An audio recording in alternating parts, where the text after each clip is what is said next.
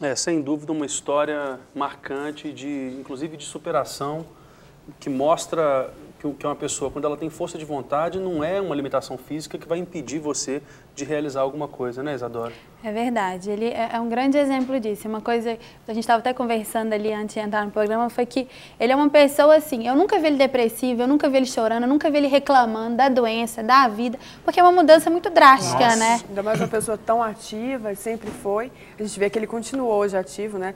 Porque a mente dele não parou. Agora, é até inclusive um bom testemunho para todos nós, né?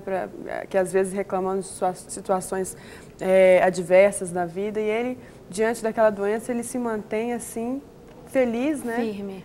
E conta pra gente como é que é essa relação hoje. Você estava contando que você se comunica com ele e depois até surgiu esse livro. Qual a forma dele se comunicar com você hoje? Então, como a doença ela afeta toda a parte da musculatura do corpo, ele não tem a fala, né? Então, ele só pisca. E eu dito a letra do alfabeto e quando chegar na letra que ele quer, ele pisca. Então, na verdade, a gente vai escrevendo letra por letra, palavra por palavra, frase por frase, para chegar no livro. Nossa, e para chegar em todas as coisas que demorou ele quer. para ficar pronto o livro? Essa comunicação é uma comunicação fácil, que na verdade eu e meus primos sabem fazer. Então, quando a minha prima começou no início a escrever, demorou mais ou menos 1 hora por dia, demorou 7 meses para escrever um livro de 150 páginas. Então, é uma comunicação prática, quando você já tem aquela habilidade de conhecer a pessoa, né, de entender o que ele está Logo dizendo. nas primeiras letras, você já consegue identificar qual palavra que ele quer. Sim. E aí você fala, confirma, ele confirma, e aí sai isso aqui. O que mostra que a mente continua sã, completamente, pensando e realizando grandes eventos, como esse aí, que até passou na reportagem. Com certeza. Agora, o pessoal pode ganhar esse livro, né? Exato, você que quer ganhar esse livro, tem também o audiobook que você disse, né, Isadora? Isso. Tá aqui o audiobook. Eu quero que você, por favor, mande a frase seguinte: eu estou impactado com a história do Fernando Monstrinho e quero ganhar esse livro. Aliás, esse livro, esse audiobook, pode colocar esse livro que a gente vai presentear você. Então, você que está impactado, escreve isso aqui no Twitter do @detudoumpouco.tv. O Twitter é @detudoumpouco.tv. Manda pra gente agora. Certamente você será o ganhador desse livro. E eu achei interessante, a Luciana me contava que ele diz numa frase no livro, que ele coloca uma frase de uma música que ele diz: hoje eu desafio o mundo sem sair da minha casa. É interessante que às vezes eu posso sair de casa e não consigo desafiar o mundo com tanta veemência que o Fernando Monstrinho faz isso, impossibilitado de se locomover. Eu queria que você falasse um pouco sobre isso. Até a gente está aqui para falar um pouco do Fernando Monstrinho, Isadora, mas você que sobrinha, que trabalha direto com ele, acho que você teve tanta lição de vida que você está até torta, né? Eu queria que você falasse um pouco sobre isso, porque eu, olhando para isso, eu fico assim, completamente... me desafia muitas coisas, porque é alguém que está limitado, mas não limitado, né? Eu queria que você falasse um pouco sobre isso na sua vida, o impacto que trouxe isso para a sua vida. Eu diria assim que o livro é um grito de liberdade do que ele queria dizer para as pessoas. Mas ele é além desse livro. Eu que convivo todos os dias posso realmente dizer quem ele é e o que ele representa. Às vezes as pessoas escutam a história e falam: ai meu Deus, que vida triste, que vida sofrida. E não é isso que nós vemos. Às vezes eu até esqueço que ele é doente, porque para mim não é. A cabeça está tão sã, ele tem tanta inteligência, ele nos demonstra tanta força, que eu olho e eu esqueço que existe uma limitação física nele. Pelo contrário, eu consigo ver ele como um cara pensante, um cara que vai além, sabe? Ele é além do nosso tempo. Claro. Isso eu dou toda certeza. E eu tô com ele há muitos anos. E eu, na verdade, eu o conheci após a doença. Antes da doença, o que ele era, o que ele fez em Belo Horizonte, os eventos culturais, eu não sabia. Eu fiquei sabendo de tudo isso pelos amigos que contavam e pelo livro que ele contou. Então, eu realmente conheci o tio Fernando Monstrinho após a doença, depois que ele já estava acamado. Eu já comunicava com ele, já depois dele não falar mais.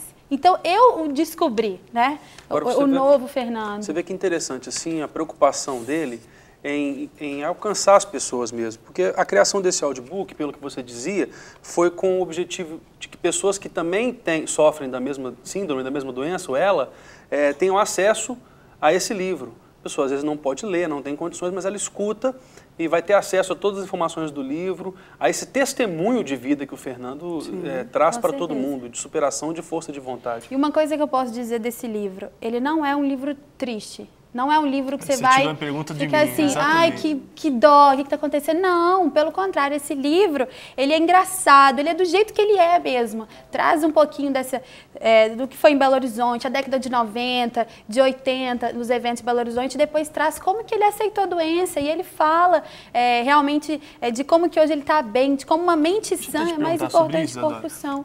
Quando ele descobriu a doença, porque a gente sempre quando a gente descobre algo que mexe com a gente fica meio down, a gente fica meio para baixo. Eu queria que você falasse um pouco como que quando ele descobriu essa doença, como ele conta como é que foi, né? E como ele reagiu, porque é uma doença que ela é um pouco injusta, ela vai te minando as forças, vai bloqueando a musculatura até você perder a fala. Eu perdi uma avó que teve a esclerose, né? Então ela foi degenerando ao ponto de ela não conseguir mais nem mastigar, teve que ser pela sonda. Então eu queria que você falasse um pouco dessa aceitação dele, mas não da aceitação de que isso seria no cérebro, porque o cérebro dele continua ativo, né? Com certeza.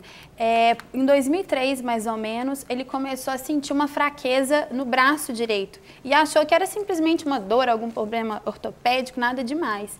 E aí, aos poucos, ele foi perdendo um pouquinho do movimento, até que um neurologista teve a sensibilidade de fazer um exame, um batalhão de exames, porque não tem exatamente um exame que detecte. É por eliminação de outras doenças. Então, ele começou a fazer um batalhão de exames, até que um ano depois, em 2004, exatamente no dia do aniversário dele, veio o diagnóstico: olha, você tem ela. E exatamente nesse momento, ele pesquisou como é que era a doença, pesquisou como que ele ficaria, e já ficou sabendo. Uma coisa que ele conta no livro assim foi que ele fala que ele ficou aliviado, porque pelo menos ele sabia o que ele tinha.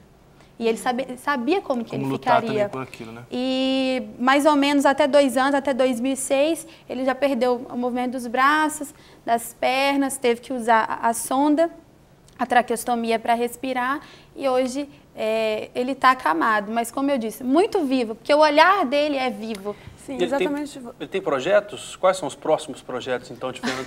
O que a gente pode esperar do Fernando aí para abençoar a nossa vida? Justamente isso que eu até ia perguntar. Você está à frente também desses projetos. Conta pra gente um pouco como que funciona, como que ele ainda trabalha e qual a sua contribuição nisso. Então, em 2008, mais ou menos, ele me chamou e falou assim, olha, eu quero continuar trabalhando. E aí a gente começou, eu e minha prima começamos a escrever o livro primeiro, lançamos uma primeira edição, essa já é a 3ª edição do livro, ele sempre acrescenta mais algumas coisas. E aí ele decidiu voltar a produzir, ele viu que ele era capaz. Então, em 2011, em outubro de 2011, a gente produziu o primeiro evento gospel dele, que foi com o Thales Roberto e a Fernanda Bruno de Chevrolet. Porque é o que ele sabe fazer, ele sabe produzir, ele é um produtor, Foi ele né? Foi ele que produziu aquele show, então. Foi. Então, assim, eu não tinha nenhuma experiência. Então, ele dava todas as condições, todas as direções, e eu ia e executava. Então, eu aprendi com ele isso. Aí ele produziu mais alguns eventos. Eu não sei o que esperar dele ainda esse ano, porque ele é uma incógnita. O de Fernando, ele é assim, ele toma a decisão da coisa bem em cima da hora e faz. Então, assim, uma coisa que eu já posso garantir para vocês é que vai ter o filme da vida dele, já tem uma produtora no Rio com o projeto Nancine, creio eu que ainda esse ano a gente já corra com isso, vai sair um filme com essa história de vida dele, que é muito bacana, né? Excelente. A gente acha legal, Moisés, por exemplo, não acreditava que poderia... que teria condições de libertar o povo do Egito, né? A história bíblica conta que aí ele viu a sarça ardente, Deus fez um chamado para ele e disse, vai que eu estou contigo. E a gente vê na vida do Fernando, mesmo adverso a toda a situação, esse chamado de Deus, sabe? Vai que eu estou contigo, você é capaz, você pode. Então, talvez, se você estiver assistindo a gente, Fernando, parabéns. Você realmente é um incentivo para a gente, é um modelo de vida.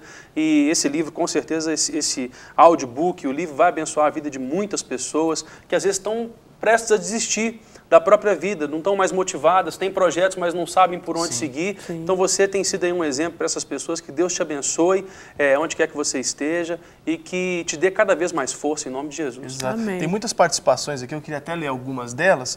Eu falei do livro, bastante gente já quer ganhar o livro, quer todo mundo mandando aqui, mas tem aqui a Valquíria Nunes dizendo, estou impactada com a história do Fernando Monstrinho, quero ganhar o livro. A Sandra Celusa, eu quero o audiobook do Fernando Monstrinho, tenho certeza que serei muito edificada.